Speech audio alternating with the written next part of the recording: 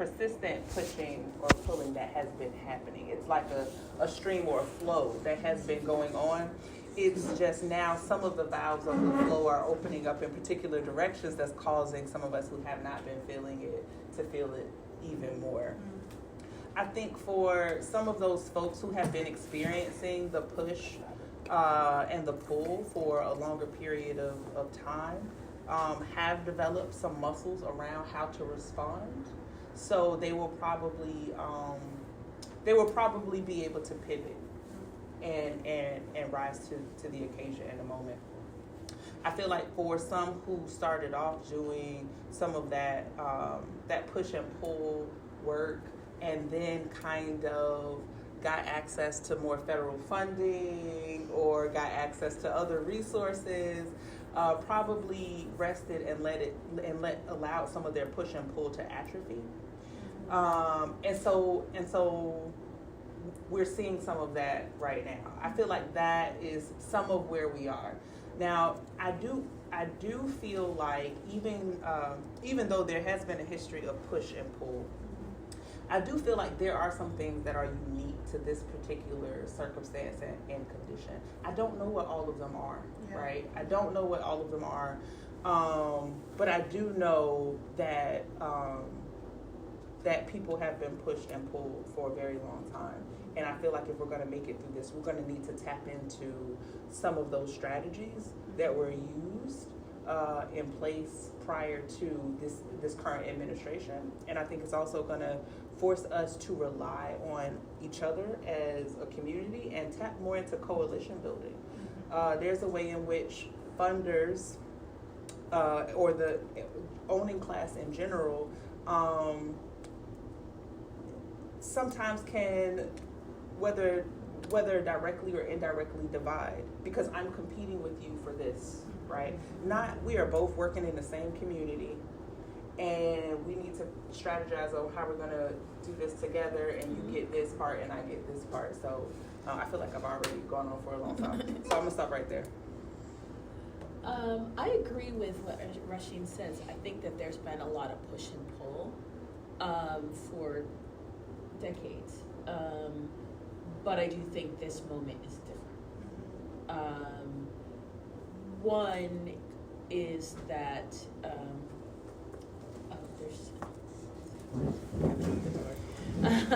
one, I think, is that I'm just going to be frank. I think we've gotten comfortable, right? I think a couple of things have happened that have put us at this place.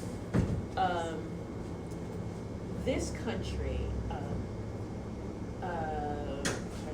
I'll start with saying, I am the child of someone who grew up in the segregated South. So I relived the terror and the intimidation and the control that was exerted on my stepfather's life, right? Like, I got to experience that through his stories and just by watching him move through the world.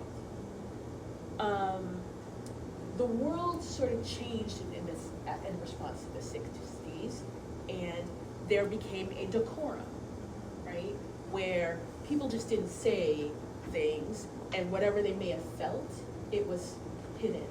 And what we've seen over the last 10 years is Donald Trump tapping into that seam that was still there, sort of like reopening that mind, right? Like, oh, there's a little bit more gold down in there, let me go get it. What has happened over the 10 years is that the decorum has been eroded. And so now, not only are people emboldened to do what they may have always wanted to do but never felt comfortable doing, but now they are rewarded for doing that.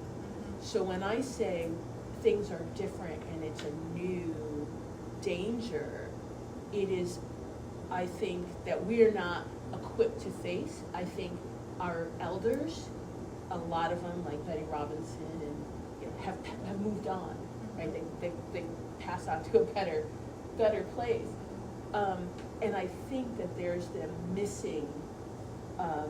was a missing piece of intergenerational, like the transfer of the strategies on how to push people. it's in a lot of books, but I think that the real lived experience of how you recognize it is gone. At the same time, Rasheem talks about like institutions that are getting money and decide to do things differently or to get a little lazy. There's been a very intentional disinvestment in the infrastructure that allowed us to push back. So money used to come to a local party. That local party spread the money to the NAACP and the ABC and the whoever, other alphabet. And those people were responsible for building up in their neighborhoods and their community. There wasn't infrastructure where they talked to people. Churches had money so they could move people. But in 2004, the Democrats decided that they wanted to move to a centralized strategy, which was to put their money in super PACs, control everything from Washington, D.C., enrich a certain class of consultants to only talk to ones and twos. Forget about expanding the electorate, right? We're only talking to the people who really come out.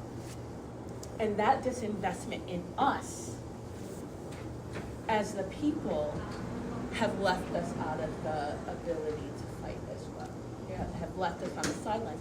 And have we got the internet, we got 24/7 television, we got distractions up the wazoo, we got 3 jobs that we have to work in order to take care of our families. So it leaves us really in a much more vulnerable place, I think, than even if we look back to the 40s, 50s, and 60s. Yeah. No, thank you for saying that. I like what you had to say about, well, one, that the infrastructure is purposely dismantled, but also that we're living in, late stage capitalism, unfortunately. End stage. And people are now having to work 3 jobs. And can we also maybe pivot and talk a little bit about, because I think, Rasheem, you said something about coalition building. Can we talk a little bit about how living in stage capitalism or late stage capitalism is affecting not only people's ability to organize, but be connected to community? Can you speak a little bit more about that? Well, I mean, I think, again, it's, and actually something Rasheem said really made me think about this.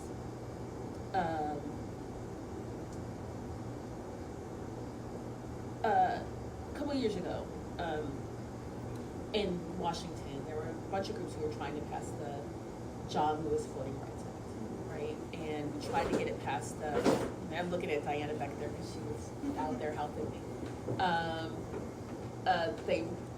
They were trying to get, blow up the filibuster so we could actually get it done, right? And the folks like Chuck Schumer and we're like, no, we have this order and this, we have to follow these guidelines. And the hallmark was, and I was on this call, and there might have been 20 other big organizations on this call, and they were like, yeah, well, we're, gonna go focus on something else now.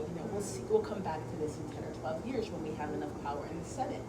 And at the time, my hair's on fire because I'm like, do you not understand? In 12 years, the world won't be the same. If black people can't vote, you will never get the Senate. If black people can't vote, you're not gonna. But that was a wake-up call for how some of these these organizations who've been in this fight for however many years, think about this. It is a game. Yeah. It is cyclical, and I think the solution is not with them. The solution is with us. There is if the community does not come together, if individuals aren't so incensed to make a change, that we can't depend on these organizations because they don't know how to respond. And I think we all see that. When you see Hakeem Jeffries, talk about how we're gonna give a speech to respond. I'm sorry, I just I just want to smack him on the back and be like, spit it out. But there's just not a sense of how you need to respond, but also they're not touched in the same way that you're touched or you're touched, right? Like, our lives can come crashing down. If you were one of those 7,000 employees who one day got a letter from Doge telling you were out of a job after you moved across the country or bought a new house or whatever, your life has been rocked. But if you are sitting in a comfortable spot, then it's you and you. I could ride this out, right? So I think that is, our institutions are afraid. People don't go to church the way they do. They don't belong to clubs the way they used to. They don't come together the way we used to, except online, right? And we have to figure out how we turn that online activism into real activism to bring people together where they live. I think in connecting it to capitalism too, I feel like there's a way in which capitalism definitely encourages, especially in the U.S., this rugged individualism, right? And even for folks, Black people and other folks of color who have historically and in some ways sought education as well as the business development as a method as a liberatory practice, right? The thing is, we're not going to be able to small business our way out of our situation. I see a really bright future in co-ops, right? And having more co-ops and having more things of coalition and resource sharing and developing in that particular way. So when I'm thinking about capitalism, I'm really thinking about the ways in which it separates us, even for folks who want to use it as a tool. Like, I'm going to have my small business, let's say hair salon, and I'm gonna hire 5 people, and then this other person, they'll have their, auto mechanic shop, and they'll hire 3 people. We have tons of small businesses. They are not going to, we're not gonna get to, we're not gonna get free by everyone having their own individual small business. And everybody can't be a business owner. That's also true. But we have seen, one bright side is seeing the impact on Target and Walmart that the boycotts have made. And so we're not without power, right? We have a lot of power in our dollars to be able to make change. I mean, all of this is about building power. And I think, that is power in many facets. Power in numbers, like how do we all come together? Power in our wealth. How are we using our money to put pressure on these organizations and forcing them to change, but at the same time still building up, our community. I stopped going to. I used to live in Home Depot. I don't go to Home Depot anymore. I go to Ace Hardware, right? And that's strengthening my community. I think it takes small actions like that, as well as big organized. Boycotts and at the same time. So I think we can have. And I would just say, if I could build on that the power in the dollar, I feel like that is definitely a real thing, and even more so when there's a strategy connected to it. Yes. So for example, and let me say this by the way, I love small businesses. But what I think is what makes the small mighty is our ability to collaborate, coalition build, and have a strategy. The Montgomery bus boycott started out as it was going to be, I think it was just like a week or two, and it ended up for over 300 and something days, right? That takes coordination. That takes, it's not just one small me. It's a person with a car, it's who has the van, it's how are we going to make this shortcut, and it's also sacrifice.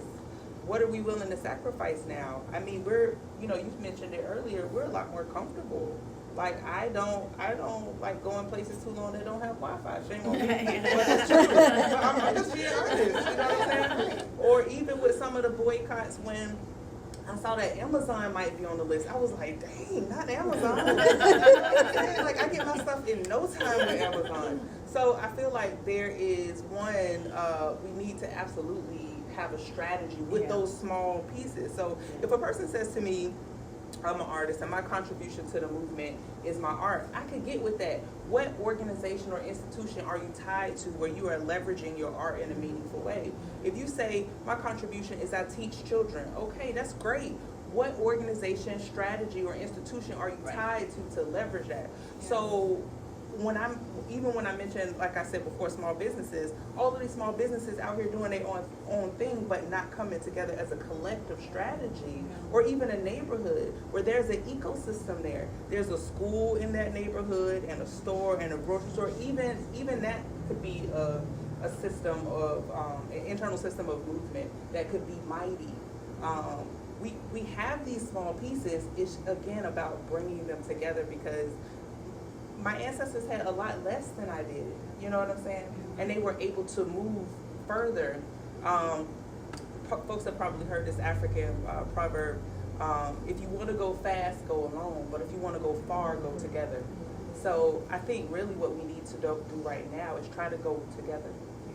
Thank you. I know we've already been touching on the importance of the collective, the importance of getting plugged in. Is there any other things we want to talk about when we talk about people joining organizations, or anything you want to talk about on like what to think about when joining an organization? Because people hear all the time, you need to build, you need to organize. We're hearing that a lot, right? Is there anything that you want to share about just thoughts that you have around what that really looks like, or what you're thinking about when you say those words? I think people have, when they're joining something, well, first of all, let's talk about the culture. Like, we're not, as a culture, we've been discouraged from being joiners, right? Yeah. People like to think of themselves as rugged individualists, and it's like, that's just bullshit, right? Yeah. These wealthy people all flock together. They belong to the same clubs, right? Yeah, that's true. But I think that people should find the thing that motivates them, right?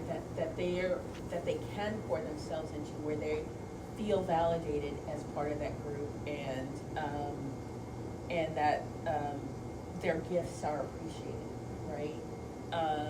I think there's no need to go start your own thing. Like, the thing that drove me crazy in 2017 was like 350 indivisibles in the city of Baltimore. It's like, wow. It's like every person, like every block had their own indivisible. It's like, why? Yeah. Right? But the other thing is to really take stock of what's out there. Just because, you all are in this room, I'm sure you're plugged in. But just because there are a lot of people, they woke up today and they suddenly had an awakening about policy and politics in the world, and they're like, I want to go make change, but because they haven't been paying attention, they feel like nothing's happened until they woke up and said anything, like duh, right?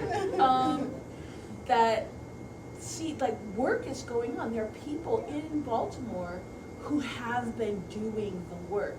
Like, I'm looking at Davon and saying, leaders of beautiful structure, they've been doing the work, right?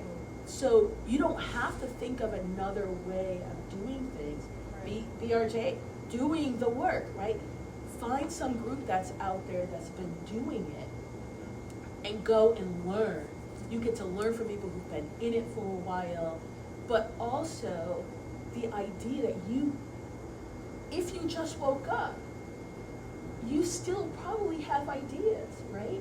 So somebody who can take your idea. We need the fierce urgency of now and the new ideas and enthusiasm, but we also need to marry that with hey, there's a reality of how things work, and this is what's been tried in the past. This is what works.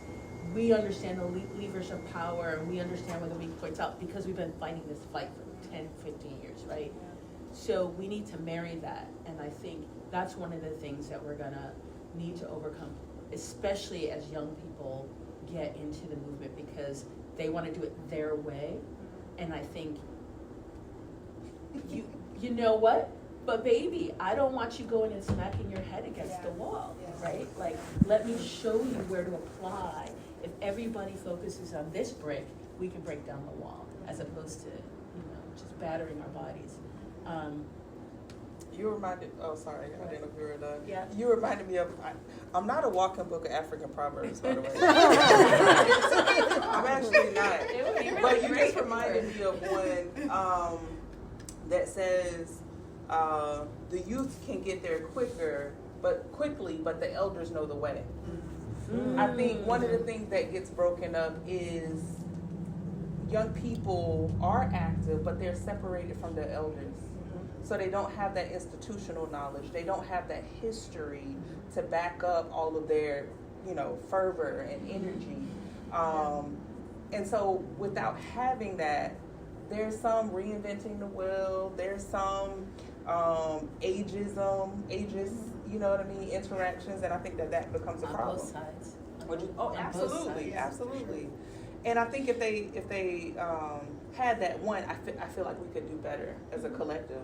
I also feel like, as we talk about joining organizations and institutions collaborating and actually working with each other, I think is one of the things that I've looked at in the history, Baltimore history, and I've been doing a deep dive on like race work.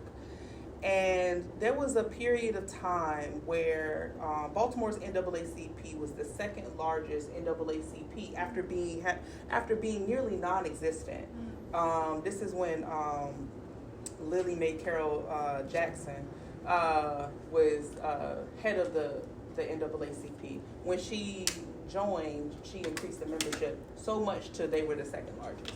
Some of the ways in which she was able to do that are things like the president at Morgan State required all of the teachers at Morgan State University to become a member of the NAACP because this is our collective struggle. This is our collective interest. The Masonic Lodge, Prince Hall Masonic Lodge, when young people at Morgan got arrested, he bailed them all out. This is an institution helping another institution helping another institution.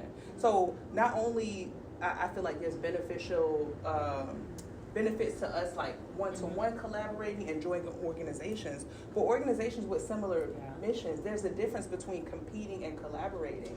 And historically, you don't have to look far than this city. Historically, the ways in which different institutions, clergy, educational, civic, collaborated, got people elected.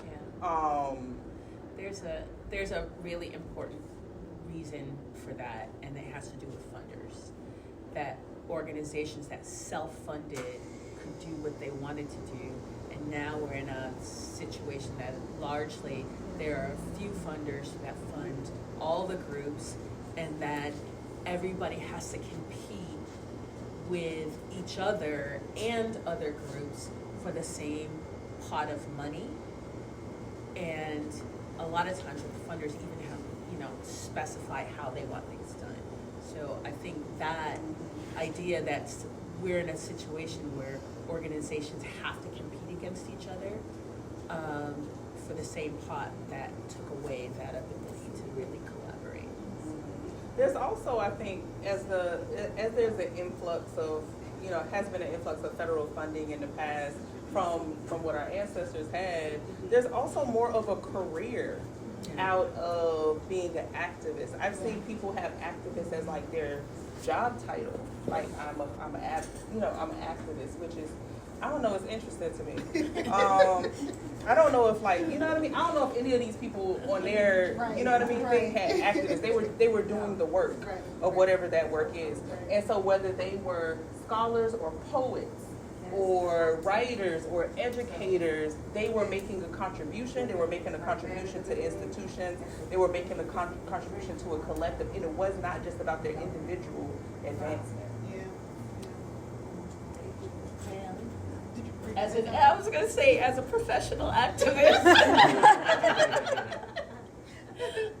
I can't say you're entirely wrong, but I do think that there are people who who do it, who care about, seriously care. They're in it because they're passionate about making a difference in Baltimore and in the world. And we need people. Listen, the people we're fighting against are professional men. Mm-hmm. It was not happenstance. Like Project 2025 was not a bunch of poets and artists sitting in a room. It was people who went to a particular university, who got a particular training, who came together to work to dissect the government, dissect how everything worked, and then figured out what levers, what bricks they had to push in order to make everything break. Yeah. Those are professionals that did that.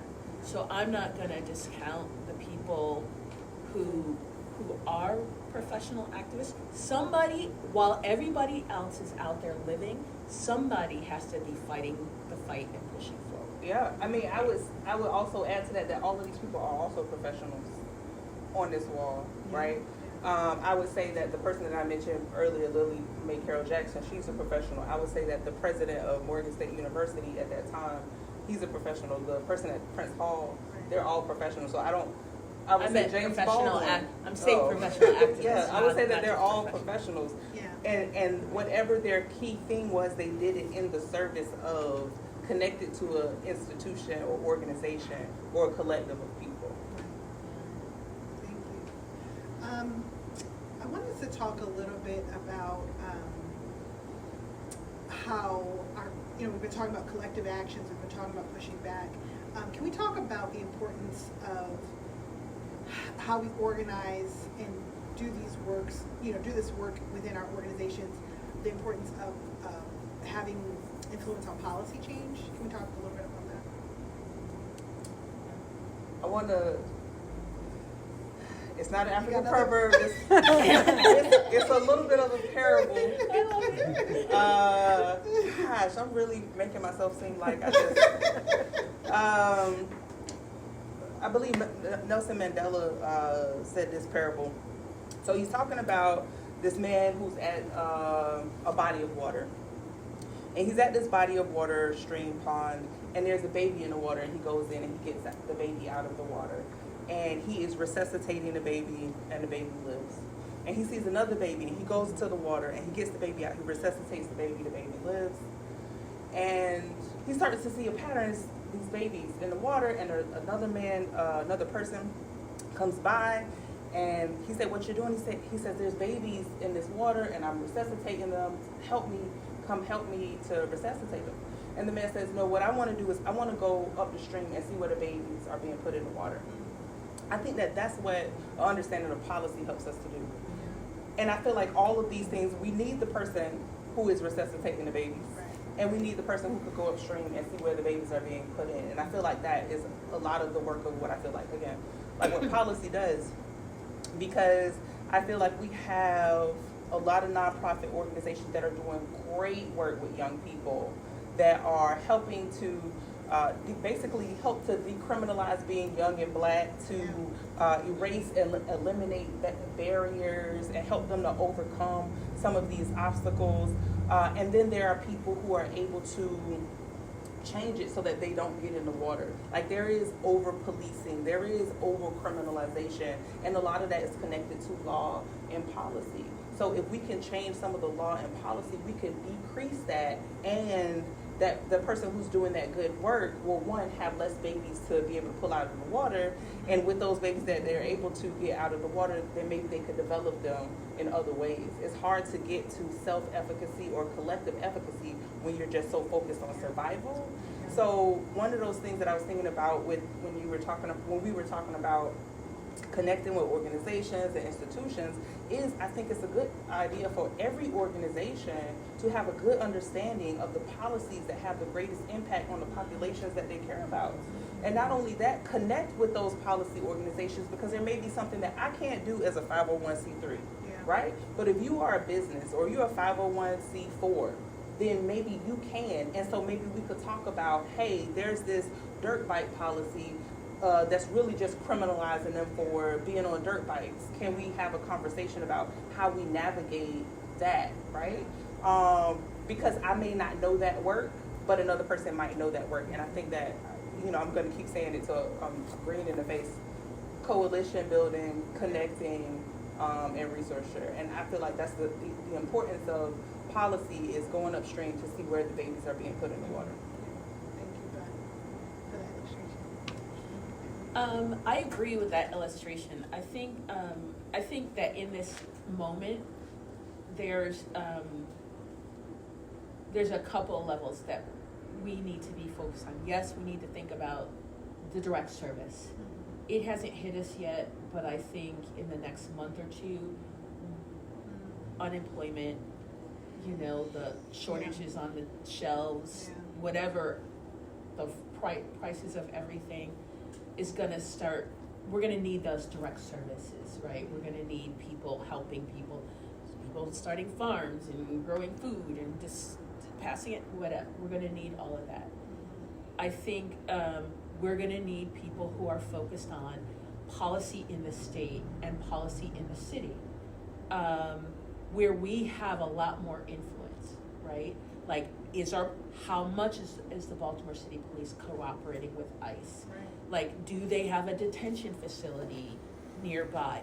What is this governor's position? This federal law that says a city and a county can say our department is not going to cooperate with ICE, but has no control over individual officers cooperating with ICE, right? So that's a problem. How can we fix that? So I think putting pressure on our local leaders to make sure that the world we want to live in, at least as far as Baltimore is concerned and the surrounding areas, that we can control that. Putting pressure on the governor and our state legislators who shamefully did not pass a progressive revenue package. I have been in Maryland for 20 years, and every year for 16 of those years, there was a progressive revenue package. How dare they not pass a millionaire's tax when millionaires are getting a fucking tax cut at the federal level, right?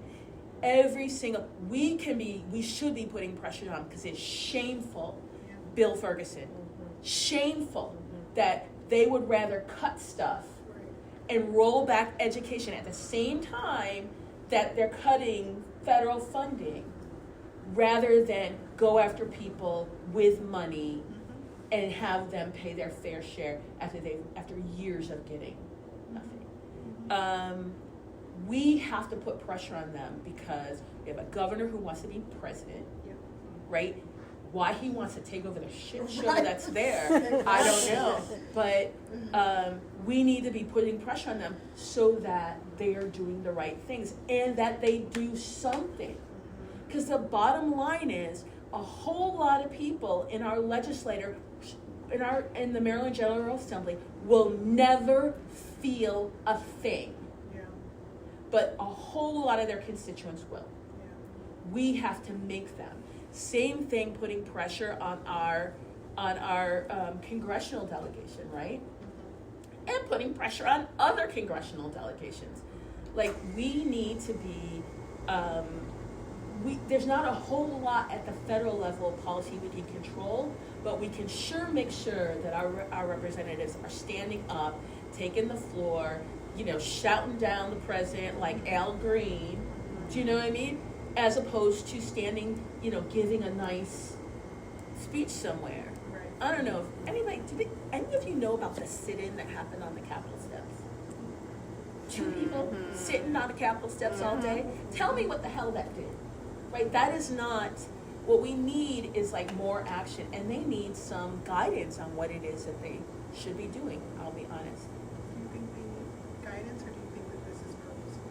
I think they need to have, I recently had a conversation with someone from Chris Van Hollen's office.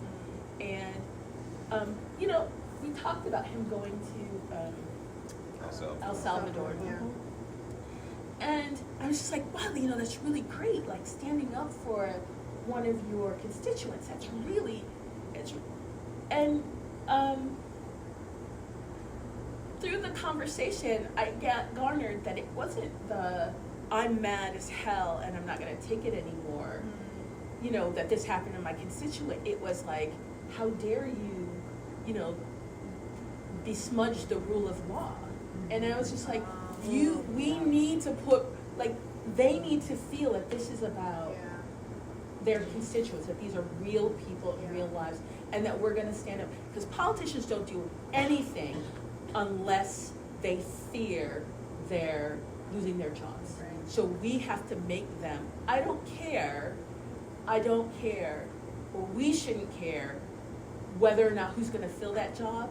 We should care about, if you're not doing what we want you to do, then you're gonna lose your job, because you don't deserve to keep it if you're not fighting for us. And so I think at the federal level, we have to be doing that, but we do have control at the city level, we do have control at the state level. That sets an example for other communities in other states to follow our lead. And in the first Trump administration, Brian Frosch, 80% of the lawsuits that were filed against Trump in that first administration were authored by Brian Frosch and the people in his office. So it wasn't just Brian Frosch, it wasn't just Maryland suing though. It was states all over that were suing. So the last part of it is, we need to be challenging things in court. We need to be, even if it's nuisance lawsuits, we just need to be filing and like hanging everything on this administration until it's like too heavy to move, that it can't move, it's bound up in itself.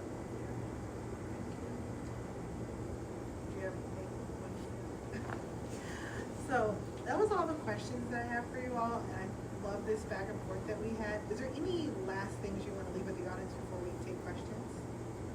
There is something that I'm missing. Thank you.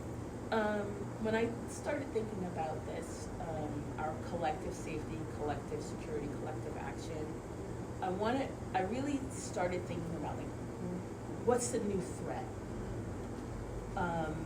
that we really should be thinking about, because some of it is new.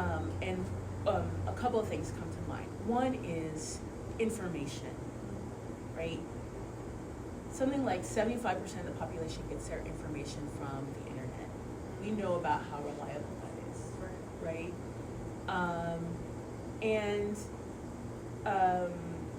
We have to worry about not just disinformation, because there's an active disinformation campaign going on.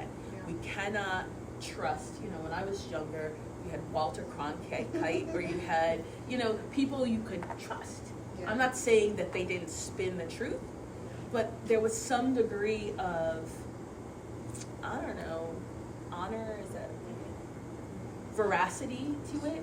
Now that's not the case, and you have all these news organizations that are corporate owned who have all capitulated, so you can't trust shit that's on them, right? Excuse my language, I'm sorry, I'm like really mad. It is really important that we become trusted sources of information, that we are discerning in the information we take in, and then, that we're, checking it out, make sure it's true, and that we become the people who inform our friends, our neighbors, and our families, right? Because it's not just, if not on the internet, they're taking it from trusted news. I spend all day, every day I do a debrief with my mother, what she heard on the news versus what's true. Right? Like, that's not true. But we need to be able to do that, and we need to encourage other people to do that by sharing the sources that we're using. Because, if people we're getting into these bubbles, right? And once you get in your bubble, it's easy to pitch you against each other. The other thing is data, right? I think when the story broke that Doge had breached the firewall with the IRS, it was sort of like for a day or two, people made a big deal out of it.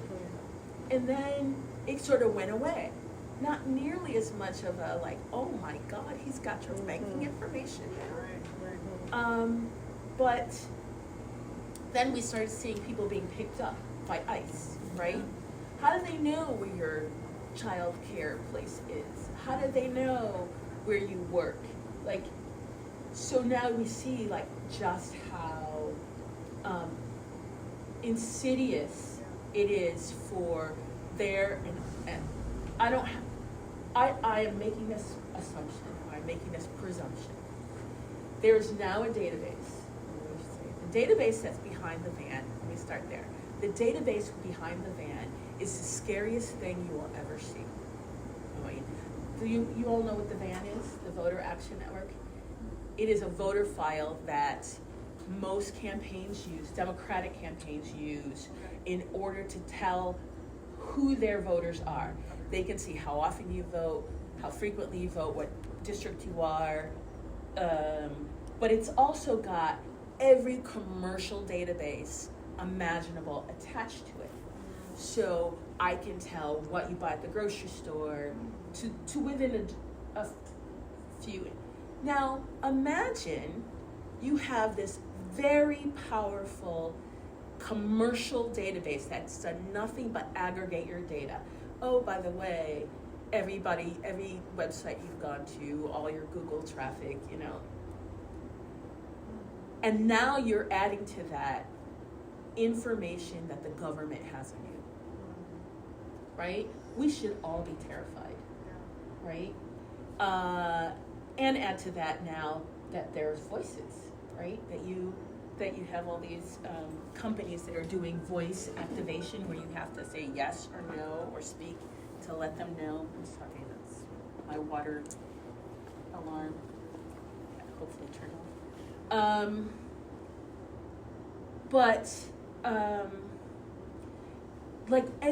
This data, the government having this much data on us should really scare us, because one, there are reports that data is leaving the secure location, and two, we don't exactly have trustworthy people running the government, right?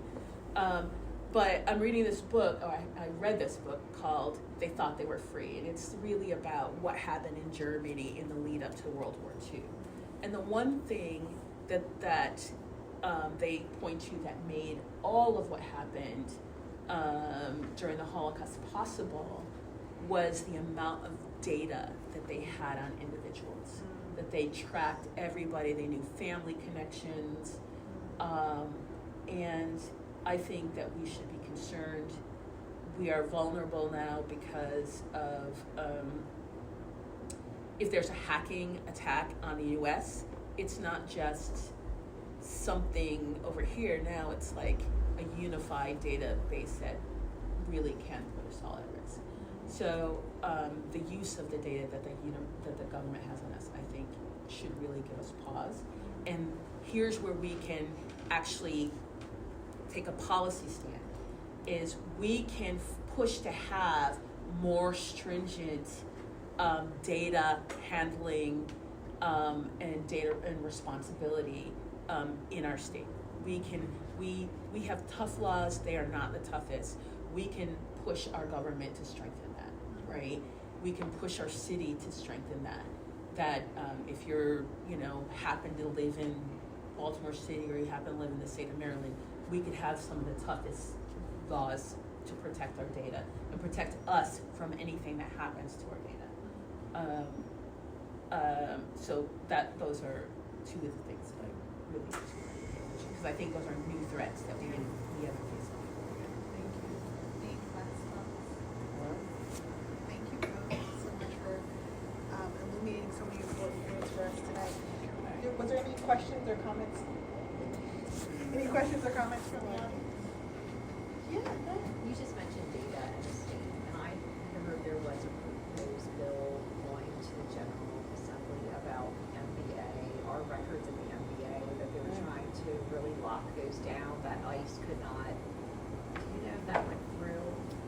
don't know. Joe, you saying I you did? don't think it passed, did it? What was this? The ICE data bill?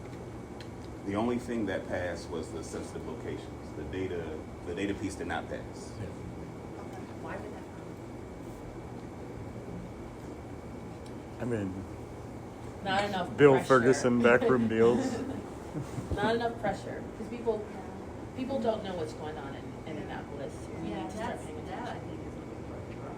It's the information just not out there and letting people get the slightest inkling that there's really already things that are happening. I think state government is the level of government that people know the least and exert the least power over, and thus you have the least accountable people at the state government level. And so, most people know who their Congress people are. Most people know who their might know who their council people are. Knowing who your 3 state delegates and your state senator are comes lower down the thing. And I think part of it is they only meet for 90 days. They're sequestered in Annapolis the whole time.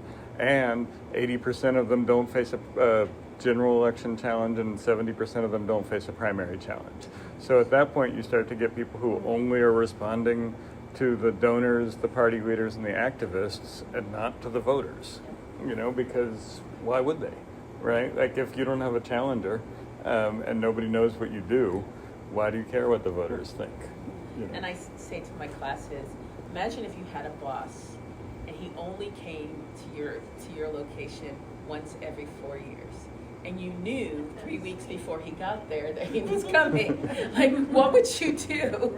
And it would be like, nothing. I would do absolutely nothing for 3 years and 9 months. And then the month before, and I was just like, that's pretty much the way, elections are.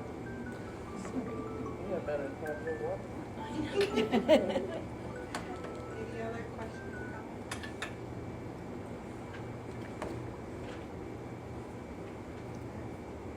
Okay. I'm just thinking about that statement about, and I've thought that for a long time, that the state, I knew the least about living in the limits. And is this a time that it really makes a lot of sense to pull people who are so concerned about what's happening in DC that most of us have very little impact on, and somehow shift that attention to where it can make. Especially in Baltimore City, given that our county elections occur in a different cycle, right? 2026, we have state elections coming up, and it feels like somebody should be constantly holding Bill Ferguson responsible for the decisions that he made this session and last session. I don't know. I think that we should focus on the state. I mean, one of the things I appreciate most about what you all do is telling that story at the state level, and figuring out how to build power to exert over it, because that's the place where the parties understand that there's no accountability at the state level, so they fight it out in the state houses. They pour a ton of resources into getting policies passed and things like that. And I think that that's the place where we probably have the most significant macro level impact on people's day-to-day lives. It's important what Baltimore City does, but we don't have much influence over the federal government, and the state sets bigger policies than the city does, and it's the place where sort of the least contested. And I sort of think some of those folks would be very scared if they had an opponent in the primary and then an opponent in the general that said, why aren't you protecting our sensitive data? Why aren't you stopping children from being auto-charged? Why aren't you protecting renters? Why aren't you doing these things? And without asking those questions, they keep doing it, There's a book from a guy named Stephen Rogers called Accountability in State Legislatures, and he explains political science approach to all of this, why state legislators are the least accountable, There are 2 things I'll mention. One is there's a book, and I'm using this phrase because this is the name of the book.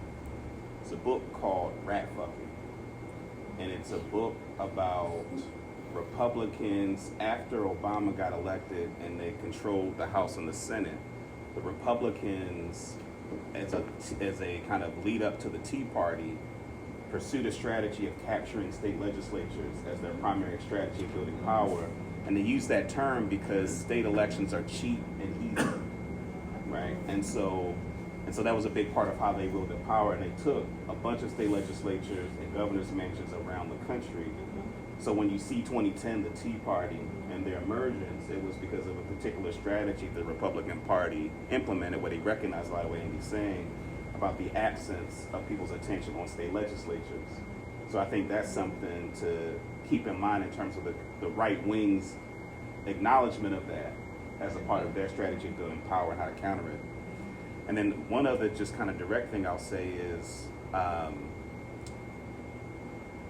one of the most important things I think short term is if you can find a viable candidate to run in a primary against Bill Ferguson, even if they don't win, right? It puts him in a position where he has to be on the record. And a lot of the issues that I think a lot of folks would raise are issues that if he's not pushed to his left, then he won't do it. Yep. So that's just one thing I would say, like an immediate thing. And, 46 legislative district, find someone to run against. Agreed. Absolutely. And I will add, find somebody to run against him in the general too, who shares your beliefs. Not a Republican, but a Green or Ujima People's Party person, or a Working Party person, or an independent.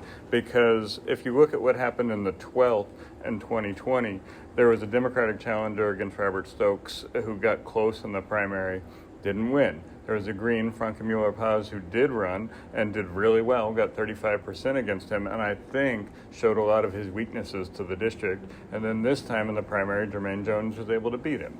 Now, That's a really good example. yeah, and it was like Philip Westry started that work, Franca continued that work, and then this time around, Jermaine Jones was able to use collective union power and community power that he had built in order to win that race. And in the meantime, Robert Stokes was moving to help get the Reparations Commission established because he understood that he was facing a significant challenge, and so I think, run against Bill Ferguson in the primary and run on the same things in the general, because those are things that he's wrong about.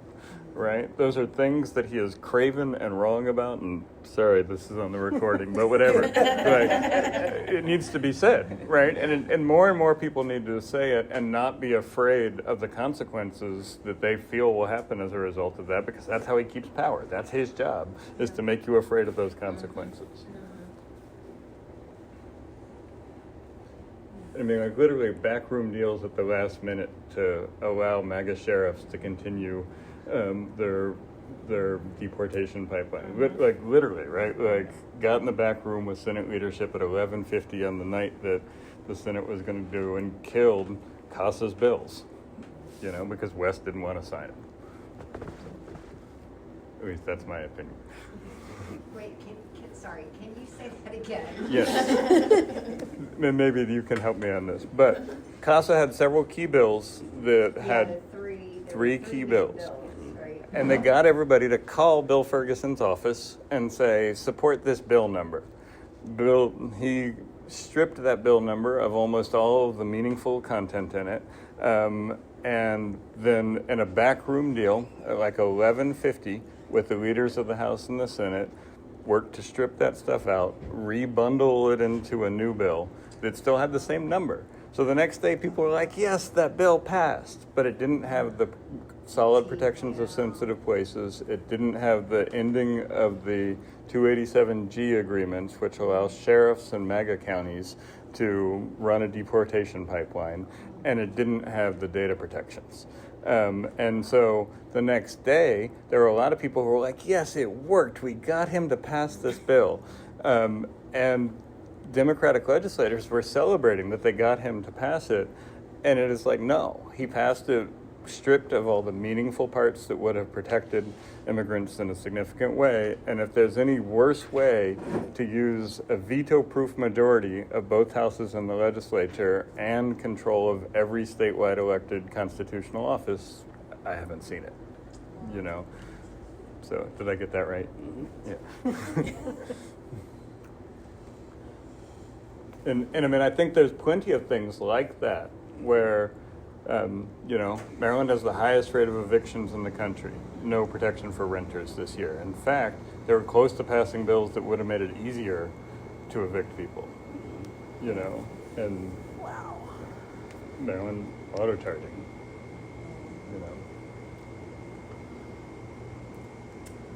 Run against Bill Ferguson. Yeah. Right, Can yeah. I follow up on that? Just because I'm a person who am listening to this panel, and I know, not to start my own thing, I've been, learning about organizations in Baltimore, participating and happily getting involved, and learning a lot in the process. And this is an area where I have learned a lot from LDS and also from Jewish Voices for Peace about what's happening at the state level. Lately, Jewish Voices for Peace has gotten really quiet, and I think I understand why. Probably they're organizing on a more international level at this point. But where else do we look, to get information? Where else do we? And again, I know about LDS, but how do you find out? Who are the people out there, disseminating the synopsis of what's been going on? Because also I know it all happens in January. And so then the rest of the year we are allowed to forget or something like that. And also, I don't want to run for office because I don't know anything about it. So, who am I? I don't find someone to primary Bill Ferguson. What do we do though? What does that look like? Yeah. There are a lot of, most organizations that work in Annapolis do a post-session sort of report, and some of them do briefings. So, where do you find out about that? I think it's just word of mouth, unfortunately. Yeah, because I don't think that's there's the any problem. economic policy. What's it called? Economic Action Maryland. Economic Action Maryland. Just had theirs the other night. But they publish something, right? And the AFL-CIO will publish one that gives you sort of a rundown. Maryland Matters gives you a summary. But I'm thinking about is there a I think structurally, the way, and I don't think this is unique to Maryland's legislature, but structurally, it is designed in a way that this question is a question. Yeah. There isn't, if the committees wanted to, they could do some kind of debrief on what happened during session. They do a video. Right. Some of them do. Yeah. Some of them do. But even that, they would do the things they want you to see and not the stuff they wouldn't want you to see. Yeah. So it's one of those things where structurally, it is, that is how it works. I would say that my advice would be pick an organization or a group of organizations that are working in areas that you care about and push their stuff to your networks. You know what I'm saying? Because I think that will at the very least give people an opportunity to at least see what's going on and people to make a determination as to how they want to be involved. But outside of that, again, structurally, there's no solution to that problem outside of organizations in those areas deciding to do that. Yeah, there's not even a structural way of organizations and how they, a list of these are all the organizations. That I know of. Yeah, Doge does have that. Sure. And I mean, structurally, a 90-day legislative session where they are separated from you is designed to make it difficult for people to engage. Follow. Right. But here's the thing to know about the state legislature, is the bulk of the work happens outside of the 90 days, right? And they'll be meeting in the summertime. Committees meet in the summertime to decide what they're going to pass in the next legislative session. So now is the perfect time to go and start to pressure your state delegates or state senator, because you can also reach them. When in Annapolis, you might get 15 minutes with a staffer, right? But now you can see them at the grocery store. You can see them at the barber shop. You can make an appointment, and they can't run out the time the way they normally do. Because I booked this appointment a week in advance. You knew whether you had another meeting or not. You can't say you have a vote, right? So you get more time to actually talk to them and press them on the issues. So I know we think about the state legislature as being the 90-day session, but it's really, that's the 90 days that they're in Annapolis. They work, all year around. And I think what Davon said is figuring out the issues you care about and the organizations that are working on them, and then just going in with them into a meeting and saying, like, here's my story, this is how this impacts me, can really, can make an impact on how they vote and what they think is important. And the more they hear in the summertime about a particular issue, the more likely they are to pass it in the coming year.